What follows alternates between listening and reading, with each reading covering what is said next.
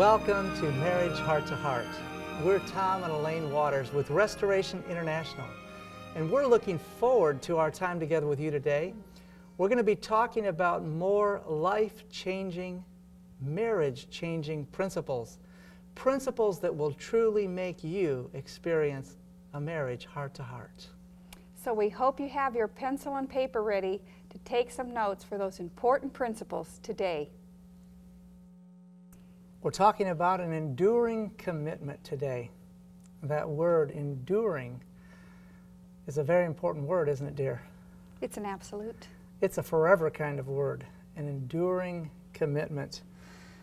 You know, most of us as husband and wife, we entered into a marriage vow or vows, pledging ourselves that we would love, comfort, honor, cherish, to have and to hold from this day forward.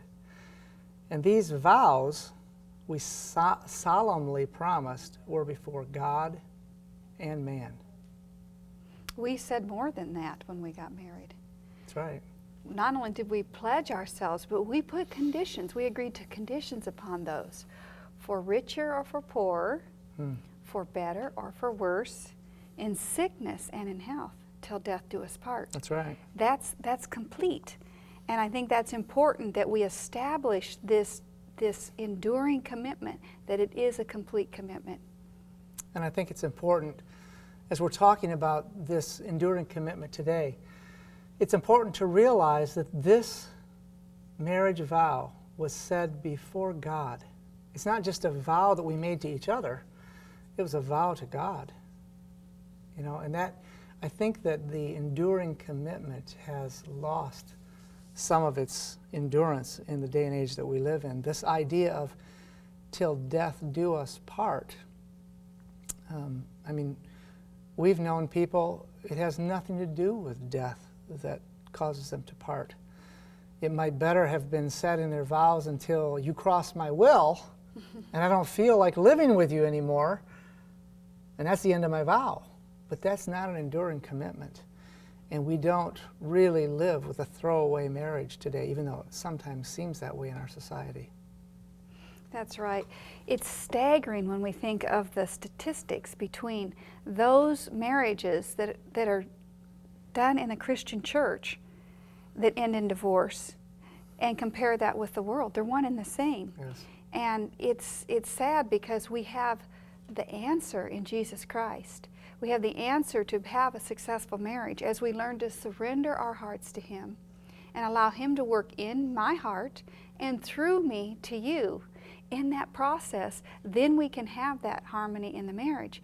But if we don't accept that, then we are like anyone else. And we find the marriages for small reasons, and they always start out small, and they grow bigger and bigger until it eventually ends in divorce and a lot of heartache and a lot of pain. That's right.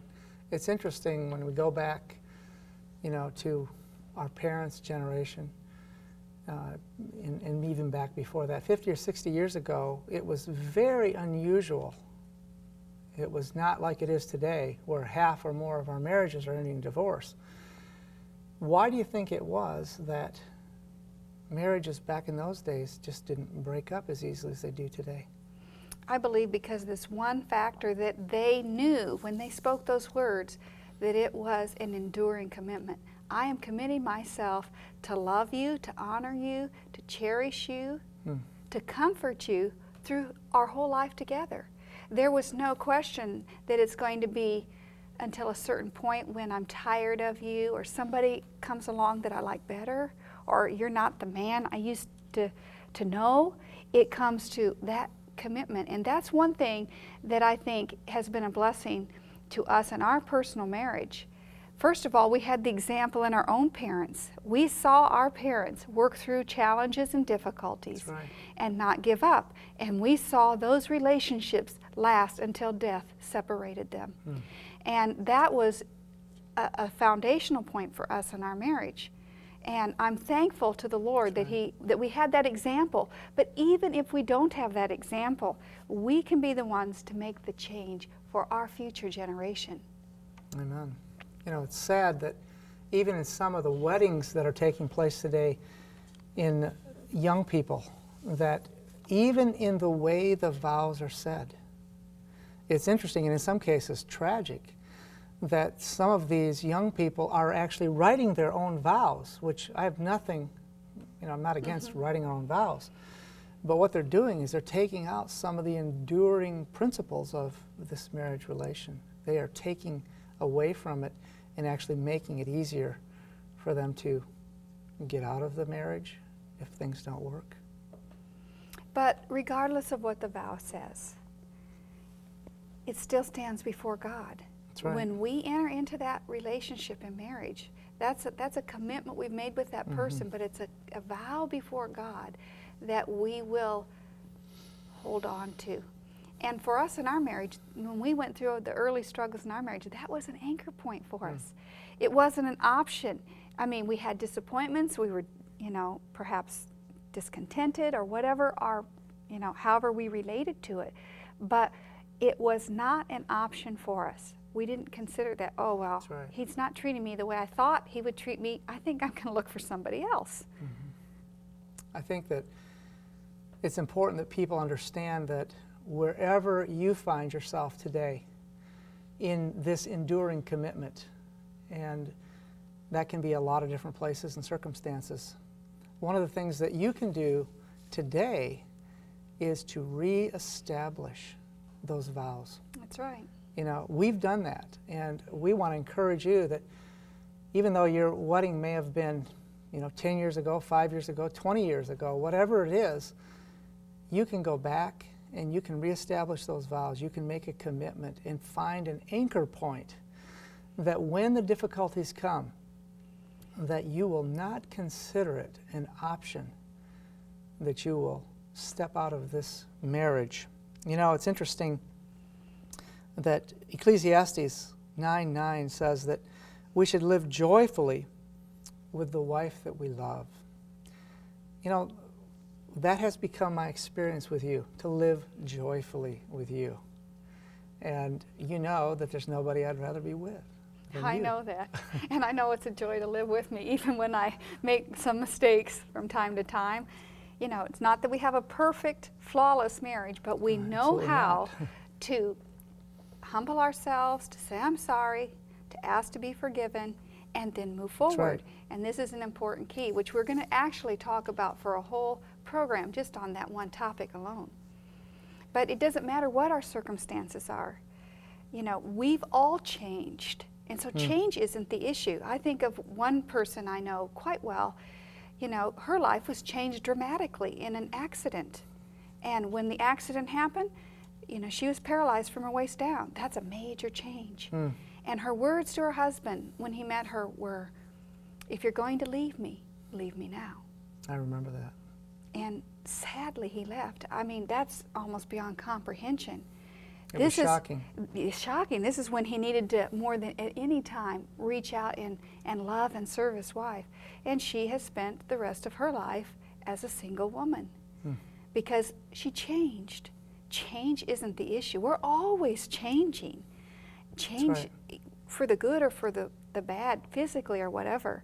But we can't be motivated by change. We have to understand how change happens, and then we have to allow Christ to change my heart. And that's the important change we need to focus on. That's right.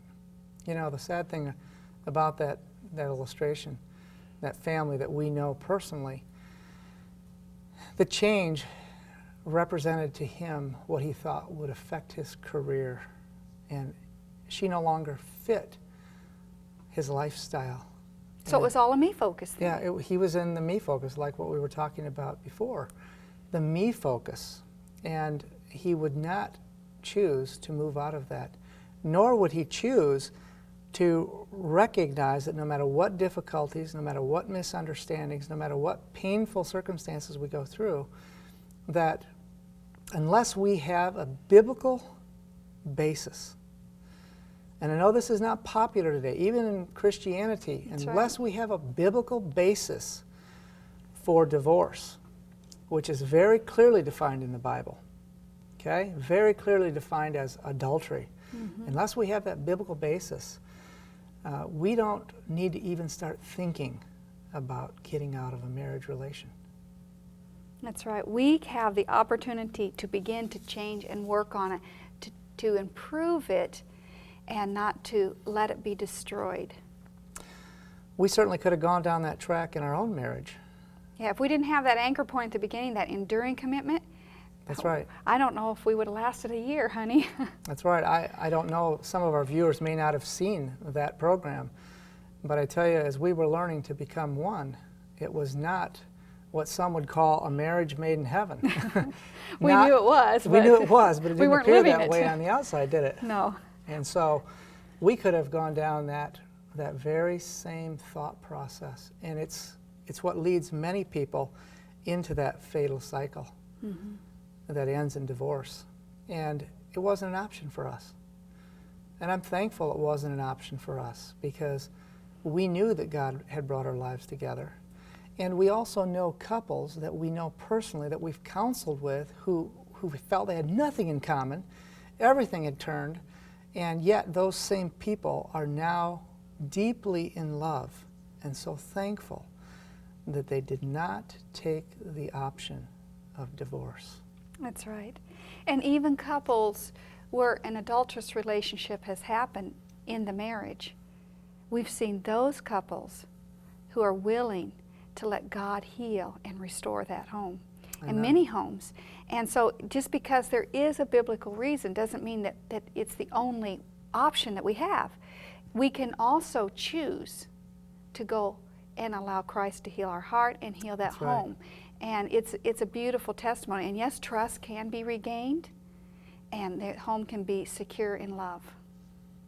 Well, we also want to give the positive side, because we've met so many families that have endured That's right. long hardships, gone through very life-changing experiences, through tragic accidents, through difficult circumstances, and they have not chosen to give up, because the illness in sickness and in health, for richer, for poor. We know people that have experienced terrible financial tragedy, and those people have continued with this enduring commitment, and they've found the rich blessing that God brings and the happiness of an unwavering love and devotion. And that's exciting. It is. Even in this generation. That's right. It's possible, That's right. because all things are possible with God. And it's the best. So, have you ever thought what would happen if I became paralyzed? I would find it my greatest joy to serve you. You really feel that way? Absolutely. And you know, I believe that. You know why? Go ahead. You know why I believe that? Because I demonstrate to you every day. Yeah, because I know the difference between what we used to be when we were in our me focus, the selfish focus. And I've seen the evidence of the enduring commitment. And you wouldn't even go down that thought process, because you've seen that when you've been willing to die to self, to your selfishness, and let God's way work out, and when I've been willing to die to my selfishness, it's always better than we ever expected it to be. Yes, and often I've told you, I don't know how it can get any better.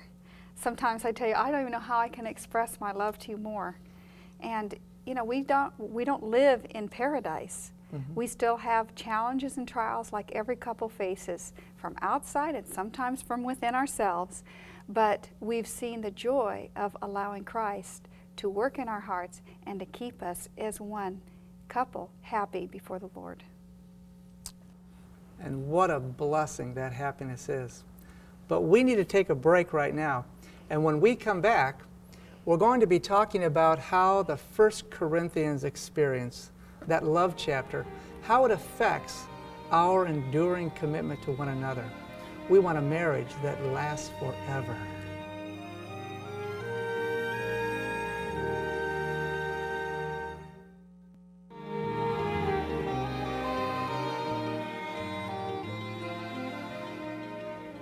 Welcome back to Marriage Heart to Heart. We've been talking about how we can have an enduring commitment, one that lasts forever, one that does not give up easily, one that is not easily chafed and irritated. And that's really what 1 Corinthians 13 talks about. But even though that's the love chapter, we can't do it apart from Jesus Christ. We need Him working in us. That means we need to surrender. So if we're going to experience an enduring commitment, we need to understand how to make that 1 Corinthians 13 practical. So, Alane, I'd like you to share with them, how does this work? Well, the thought that comes to me is the conclusion of what love is. It says love bears all things. All things? That's an absolute.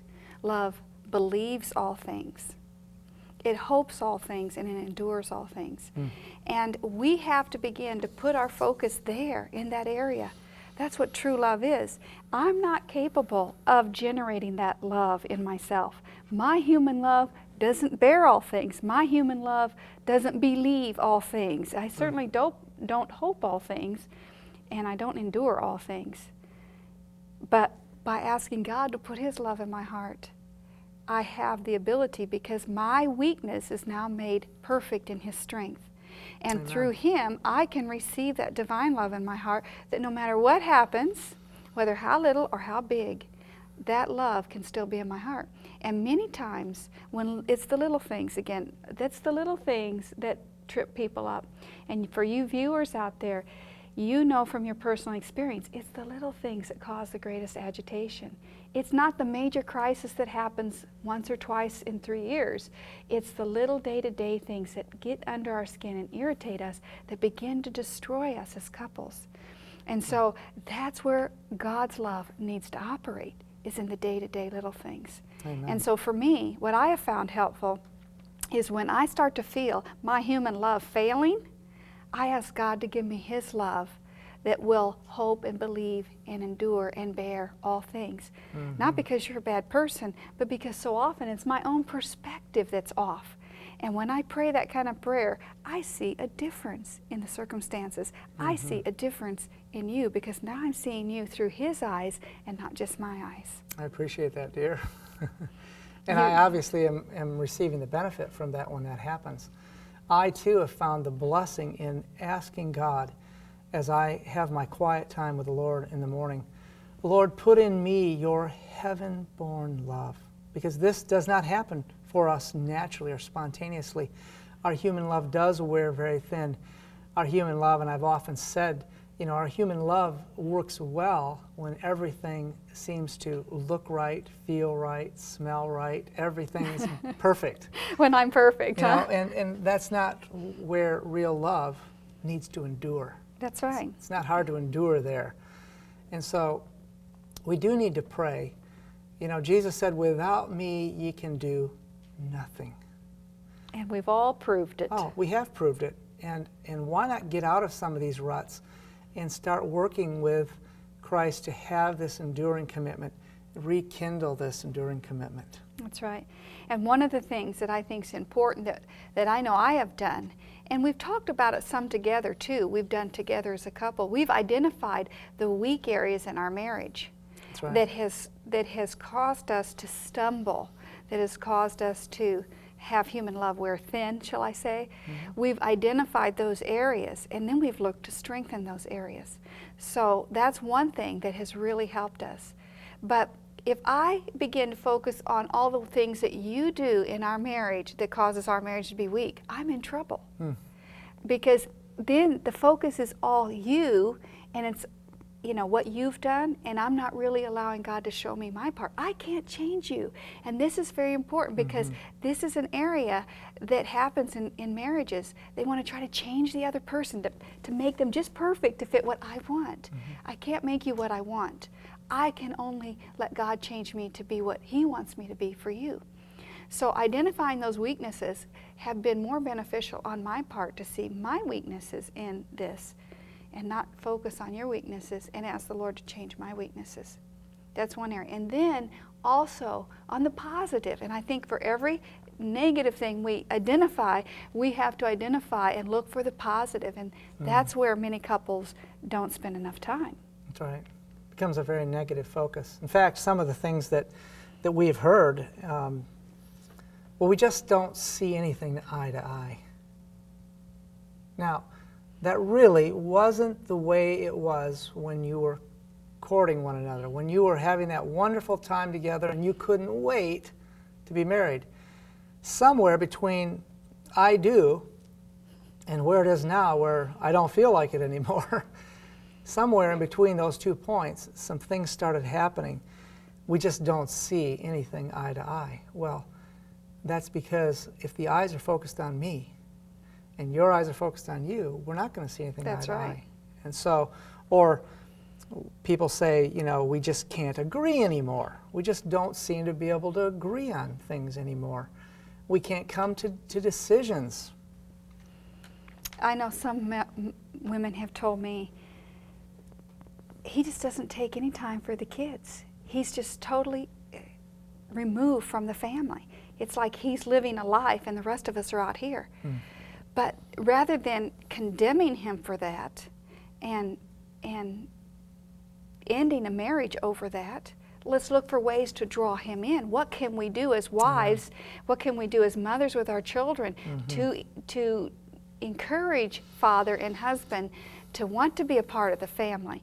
You weren't always that involved with the family the way I would have liked you to be. Now, you were more than most men, and I'm grateful for that. But there were things I could do practically, and so I started looking at the things I could do to help you to become more involved with the family. And one of the things was stop complaining so much about the children, you know, and start giving positive reports so you're going to want to be with the children. Makes a huge difference. It does. So we've all heard the complaints, but we also, and we can identify those, but we have to also focus on the positive things, and that's very important. That's right. You know, some people say, well, I'm tired of living in this mess. I'm embarrassed to have anybody come home. I mean, these are real things, and they become walls that get bigger and bigger, and they become mountains sometimes to the situation. Well, rather than that focus, as you're saying, Alane, rather than taking that focus, let's sit down together and say, why do we have this mess? Okay? If people would just take time to sit down together, recognizing that we are not going to walk out of this marriage, we are not going to continue, but to prayerfully go to God and say, Lord, what would you have me to do? How can I be different? How can I respond differently? And look for how we could begin to break these things down. But no matter what those reasons are that we've just discussed here, some of these statements that people make, these are not good enough reasons for divorce. No, there's no reason. They're not good enough. And reasons even less than that are creating divorce scenarios today. So the change that we have to be willing to do is the change that comes in our own self and in our own way, our own perspectives, our own attitudes, our own ways of thinking. And so if the place is a mess, instead of the husband coming home and say, I can't stand living here, why doesn't he look for ways to encourage her and appreciate something about her that will help motivate her? And for the wife, why don't you serve your husband and understand, look at him and say, because I love you and care for you, I want to do this for you. I want to keep a nice home for you because I want you to come home and be with us. You know, change is often, something has changed, and so now the change is viewed negatively. You know, well, you weren't like this before. I want to encourage each one of you that change is going to happen. And rather than use change as a negative direction towards breaking the marriage vow, towards removing the enduring commitment, I want to encourage each one of you that when change happens, it can be an impetus for sitting down and saying, what are we willing to do together to continue change, but continue to change in a positive direction? You know, Matthew 19:6 says, what therefore God hath joined together, let not man put asunder. And we've shared this before. Too often it's the husband or wife or both that are actually creating the separation here. So I just want to encourage us as we move from here that we renew,